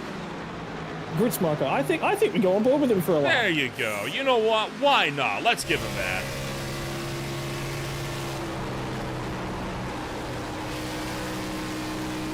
Remember all the way back at the top of the show where I was talking about the dash lines? Look at how they're not all that visible off the racetrack, but they're so much more visible on them. We can see them approaching so much quicker. Yeah. But surprisingly, this is one of those racetracks as well, where you actually, down the front straight, it's actually, when the car's tight or when the car's loose, the front straight is actually not all that easy to drive either.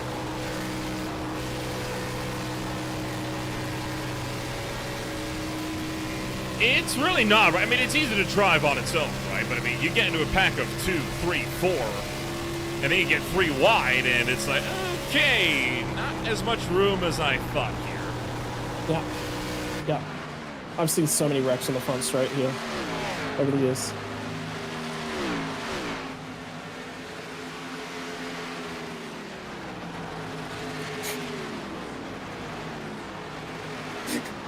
Oh my god, the amount of The amount of Mario Kart references just got thrown in the sim. How has that come up? I'm not kidding. Rene Garcia just mic'd up and said he threw a shell at Corey Rutherford, and Corey Rutherford said, well, I had the banana, so I deflected it. And then I'm pretty sure Mark Krinke mic'd up, or somebody mic'd up, I'm sure it was Mark Krinke mic'd up and said, so who's got the blue shell? Well, who's got the fake item box is my question. Yeah. Remember that fake item box can't block shells. I've tried. It doesn't work. I can't believe it's come to this in the final couple laps. Why not? Yeah, have some fun with it, right? We're having some fun. I know, it's hilarious, it's great. Everyone's, you can just hear it at the sim, even at the back end of a long race, everyone's actually having fun. I appreciate it. And of course, we appreciate ASRL for having us on board for all this time. It's been a great season to call, and a great series to call as well. Yeah. I think this has been one of the tougher series to drive just because of the tire restrictions. But yeah, it's been a challenge. It's created some great racing, longer races as well. It's been an absolute pleasure to be here on Monday morning for me, Sunday night for you guys. But the final lap, this is it. Joshua Hagee wants to finish his season on the lead lap, and he's not going to be able to do so. Brody Gunter, meanwhile, works his way into the final corners of this racetrack. And yet, it's not the dominant season, but boy, it is a championship nonetheless. Brody Gunter, the final champion in the ASRL Sunday Night Cup Series. Yeah, congratulations to him. Great drive. Really drove well out here tonight. He's going to finish 22-ish seconds clear. Nearly 23 seconds clear. Sam Bogarten. Let's take a quick jump here. Big battle here coming off of turn numbers 3 and 4 to the line. This was for 7th place between Mark Krimke and Joshua Rutherford. As they went through the Echo Park restart zone, and this was only by 12 thou for 7th. Look at that. Speed. I have good news as well. Nate Morris actually got back out on the racetrack. Nice. So all 15 cars will finish the race. Yeah. Yeah. And Brody Gunter burns it down to the front straightaway. They're all getting involved down over here. We got that photo, although some of them will be quite low on fuel, I think, at the back end of this one. Brody Gunter burns it down as a new champion, and in celebration of the series, everyone else is going to burn it down as well, right there with them. Look at that. Everybody's having a little bit of a party down there. Don't need the tires no more. So.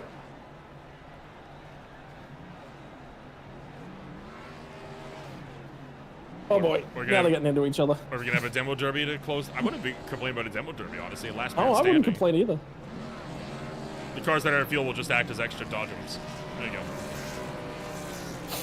go. As usual, trying to organize race car drivers, very difficult. They're all trying to line up on the right. They're trying to line up on the start-finish line, and Joshua Rutherford is facing in the complete wrong direction. I didn't even notice. And meanwhile, 3 of them are on the opposite side of the start-finish line. Oh, boy. Josh might be out of fuel, you know.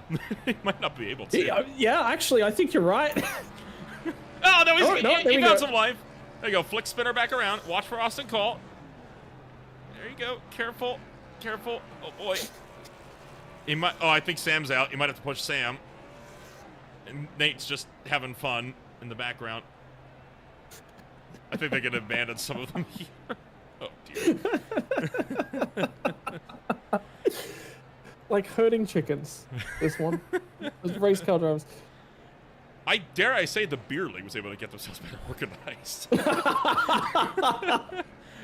Granted, they just picked some vague spot in the Paddock Hill Bandit Brands hatch. So, but I mean, they got it done. Yeah, there we go. Poor Sam. I feel bad for just sitting out there. Someone go help him. Go get him up here. Come on, get Sam in there. Sam's been a part of this season. Thought Howley might. All right. Oh boy. Oh boy. Is 3, 2, 1, go! Get him! Which side are you rooting for? Oh well, Gunter just lost. I thought he's flung the car in reverse. Yeah. Yeah. So that cost him the championship. You needed to that's win a shame. the That's a shame. postseason tug of war. What a night that we had here this afternoon. We'll look to get a chit-chat here with all those drivers in just a few moments. But for now, we'll take a rundown of your official post-race results here this afternoon for the final race of what has been a great season to call so far. Coming home, top 10 is going to be Brody Gunter along with Sam Baumgartner, then Austin Call for the podium. Paul Ellison comes home in 4th with Corey Rutherford closing out the top 5, 1 lap down. Garcia and Joshua Rutherford 6th and 7th, with Rutherford out-dragging Mark Prinkay to the stripe in a 12th foul battle. Jared Williams will finish 9th, and Alex Hallen closes out the top 10. Outside the 10, final 5 drivers on the season off of the lead lap by 2 laps was Travis Fleming and Jake Erickson. 3 laps down, Joshua Hickey after unfortunately having issues on his final pit stop of the season. 3 laps down, Nate Morris with the disconnected, get back out there. 6 laps down, Dylan Grootsmarker. All drivers circulating 10 laps down. And with that, we'll get the chance to take a chit-chat here with all the drivers that come home here at the end of the night. And boy, what a night. What a night of racing it was here for us here this afternoon. As we'll try to get in touch here with the likes of Brody Gunter and more. As there is our Season 3 champion, and the only repeat champion as well of the season here. We'll get Brody Gunter up here into the broadcast booth. Brody, you take home your 2nd championship. Not quite the dominant show that we had to close out season number 2, but hey, you get the honors of being the final championship of the final champion of the series, and it's got to feel good being the only repeat champion as well. Yes, so definitely. And I feel like the finish out with me, I guess not the most dominant race, but I feel like a perfect race. Got pole, I believe, fastest lap. Led the most laps, 0x. I mean, I don't think there's anything that could take away that. Could have done better, could have done differently. I feel like it was overall a really good race that I put on. I feel like like I said, ran perfectly in my opinion almost. Well, obviously, it's always big to be able to bring it home here at the end of the championship. You were able to burn it down. There were some of the buddies there at the end of this season as well. Normally, around this time, I would ask, what do you plan to return to defend the title next season? But given that there won't be a next season, what's going to be next in store for that CJR Graphics 01 Mustang? I guess whatever next Corey has planned next. I mean, I don't really have any obviously set races. I have obviously other different leagues on Tuesday and Wednesday. But I don't really have anything else I guess planned for Sunday until Corey says what he plans to do after this. But overall, I feel like they put on as a I'm laughing also. Sorry, the in-race chat. Overall, I felt like it was a really fun season. It may not be the car counts I think both you and everyone at ASRL was hoping for, but I felt overall it was some very clean, fun racing that we put on every single week. Having some really awesome, unique racing with the fact of doing some crazy, unique tracks like Daytona Road, Le Mans, Irwindale, and kind of Rockingham. So, I mean, I felt like overall, this was just an awesome season to be able to come out and on top, like you said, once again, 2 times in a row, being on post in the repeats. I'm just really happy and beyond, like I said, pretty much beyond satisfied with the season. Well, we'll wish you the best of luck whenever we happen to see you around next. In the meantime, congratulations on taking home a stellar first place here this afternoon of the championship. Yeah, we'll see you when we go racing once again, wherever that may be. All right, sounds good. Thank you guys very much, and thank you for broadcasting this. I believe last 2 seasons, both the next gen and this. It's been, I think, and before that, I think about it. So thank you for broadcasting all this oval series through ASRL. You guys have been awesome broadcasts. I always enjoy going back and watching, listening to your thoughts, and both your color commentary, Nolan, and also Scott's very in-depth analysis. Both of you guys have been really good announcers. I appreciate you guys sticking around throughout these 3 seasons. And we appreciate you guys for having us as well. That was Brody Gunter coming home number 1, and not just in the race, but in the championship for the 2nd time as well. We'll move on down to Sam Baumgartner, the driver that brings it home in 2nd. And Scott, you're standing by with the guy that clinched one of the final passes of the season. Yeah, Sam, brilliant race here tonight. I mean, the biggest thing early on, you could really see it. You were looking to really back the car up, trying to wrap that bottom and look like save some tire. Was it about the tire in that opening sort of run, or was it more about the fuel question mark that was sort of hanging over everyone just a touch? For me, it was definitely tires. I'm gonna be honest. I don't know how Brody was able to run as hard as he did at first there. I thought we were gonna really have to conserve tires. Vegas really likes to chew up them tires, so I ran pretty conservative first race with these guys too. So I'm just trying to figure out everybody and try and be calm and cordial, not cause an incident, especially in their championship race. But no, I wasn't really concerned with fuel at all because since I was conserving a lot of tire there, I ended up saving a lap or two there at the end. Me and Paul actually ended up hitting together a couple of times, and I think that kind of helped me out there at the end when I decided to come take my final set. I mean, walking into a series like this, I know for drivers that don't regularly run races whereby you got a double stint sets of tires. How did you find that unique challenge? Like I said, it just doesn't come up a lot, so it is just an overall unique situation, generally. Few leagues I used to run in the past, they did run. You'd have to double stint tires. It was all about conserving your tires. It's just something that I've been used to for quite a long time. I just haven't raced in a while. So a lot of it was just trying to figure out the car again with all the updates to iRacing and everything, and then just go into tire conserve mode and trying to figure out, the typical overall balance of, okay, I got to be quick, but I got to save my tires too. In terms of things, Texas, high speed, all of that as well. Trying to pick guys off. The biggest thing was when your tires started to come back to you, there was a lot of issues with traffic just being too wide. Trying to find that open lane of air didn't look like it was all that easy here tonight as well. The racing with the pack was just, there was always 4 or 5 guys sort of attached to each other. Yeah, there was a couple of times I came up on some people that were side by side, and the only answer I can give for that is patience. Eventually, one of them either got too tight and slowed down, or they eventually got single file. You had to get the air back to the nose of the car to get the downforce on it, get it to turn well enough. And it's just that word, man, patience. You just got to, take the time. I know Josh passed me, Rutherford, he passed me there once or twice. And literally in chat, I said, I'll see you in 10 laps. And lo and behold, 10 laps later, saved my tires and just got right back by him. So as long as you just kind of hang out and you're cordial, you'll pick your way through it. And it's just finding the right time when to make that move. You don't want to dive bomb nobody, and you want to really just set people up for it. Finally, brother, is there anyone you'd like to give a big thank you and a shout out to before we let you go? Yeah, absolutely. I want to thank you guys for doing a broadcast for this league. I appreciate you guys doing that, first and foremost. Second, I want to thank NextEd Media, my stream team. So shout out to you guys. Check out nextedmedia.com. Also, Mullet Music Productions and CJR Graphics. Thank you very much for joining us, Sam. Much appreciated for spending the time to come and have a chat as well, and congratulations on the P2 finish. Thanks, guys. And well, with that, we'll move on down to the final podium driver here of the race, and it is the one that finishes second place in the championship here this season. It is Austin Call, who will become our final interview of the series as well. Austin, tough break this afternoon. Came home third place in the race, second place in the championship, but overall, hard to say you didn't have a good season. I can't think of any times where you put a foot wrong. It was just one of those cases where it just didn't come to fruition.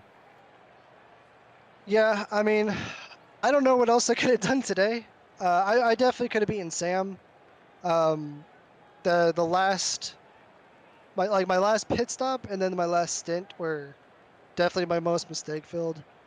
Coming into my last stop, I got stuck behind. I don't remember what car it was, and I completely killed my pit stop, at least on entry, and then I hit the wall. So by the time Sam caught up to me, car's damaged, and I had already kind of killed the tires. Couldn't defend there, but I don't think I could have ever gotten to Brody. Well, I mean, kind of talk us through the season as a whole, because while this was a race of highs and a race of lows for some, you were still able to walk away with a very good season. You, of course, got your first win of the championship throughout this last season as well.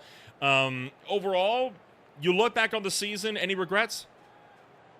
I mean, I probably shouldn't have taken the penalty points at Richmond. and I don't know. I felt like I ran a pretty consistent season, which is something I can't say for some of my other leagues, where I just end up I'll finish third and then finish 30th the next week. So I'm glad I was at least able to just rack up the top fives, be consistent. And this is probably the best I've ran in a single season in a league in ever. So I'm pretty proud of that. Brody's just on a whole nother level. I literally just told him he's probably the second best driver I've ever ran in a league with, and I've ran in a league with Parker Retzloff and one other NASCAR driver, and I think he's drove better than that, better than Retzloff and stuff. Well, next time out, obviously, wherever it's going to be, it might not be on Green Flag TV. What's next in store for you and the Texas Independent Racing crew? Well, unfortunately, this is my last race in this league, and my last race for a while, I think. Outside of my league, I'm finishing up on Wednesdays. I'm going to college in August, and not able to bring my rig to my dorm, so hopefully gonna get back into it next summer. But for right now, this is it. Well, congratulations on the second place in the championship, third place in the race, and best of luck in college then. And who knows, maybe we'll be seeing you again at some point down the line. Hopefully. Thank you. Austin Call comes home third this afternoon in second place in the championship. And, well, Scott, for the final time, that wraps up our podium interviews here on Sunday nights. What a race to close things out. I love that race for a final one, right? I mean, it went clean, no dramas, had a lot of great fights throughout the race. Hard to think of many ways that could have been improved upon. Yeah, I mean, but that's sort of been the standard that we've come to expect, realistically, isn't it? So, yeah, look, I'm a little disappointed, obviously, that this is going to be the end of things. But yeah, to everyone, it's been an absolute pleasure to be here, to be around everything that's going on. The league is a bunch of fun. I've been telling people about this league for a fair while, so it's actually been great to be here. Yeah, and just everything. So to the league admins, he's run a great service. He's run something unique here, and it's been a great place. You can hear it. And the fact that all of the drivers wanted to participate in the post-race celebrations, and drivers got back out on track and enjoyed everything. So I think they've got something special here, and the advice is make sure that you hang on to that. See if you can try and find a way to keep it working, because it's definitely something I want to be a part of again in the future. Well, coming up on Green Flag TV, things keep on moving, and they're going to be moving quite steadily into Dover, Delaware tomorrow night as the High Tide Racing Guardian Premier Series takes on Miles the Monster. From there, it is going to be more action for the Premier Sim Racing Sim Gaming Expo Truck Series on Wednesday night, with the Average Joe Sim Racing League coming at you from Rockingham Speedway on Thursdays. Bolt is back for more with the Lightning Series coming on up this Friday afternoon as they'll go racing at the Chicago Street Circuit. And then, of course, more racing action as well for the NAS Classic Series on Saturday nights, followed by the Classic IndyCar Series at the Richmond Raceway, alongside more action for the Blazing Pedals Arca Series, as well as a brand new series as For the Boys Racing League kicks off a Car of Tomorrow League, which will be taking over the torch from ASRL on Sunday nights. Want to find out more about who we are and what we can offer you? Feel free to check us out today at www.greenflagtv.com. An absolutely stellar drive this afternoon, and a big congratulations to all the drivers that come home and all those who came to fight this afternoon. Congratulations to Brody Gunter for winning the championship, and congratulations, by the way, going out as well to Eminent Signs and Graphics Motorsports for taking home the team championships of the season. And I think it's about time we also give thanks as well to not just TWRS for making this all possible, but for ASRL for being our hosts here for the last 3 seasons. It's been an honor to be able to bring us this season here from day one all the way to when this series shutters its doors here at the end of the night. My name is Ola Ramble alongside Scott Rankin. Once again, thank you all so much for joining us here, and we'll see you whenever we see you next when we return for racing on Green Flag TV.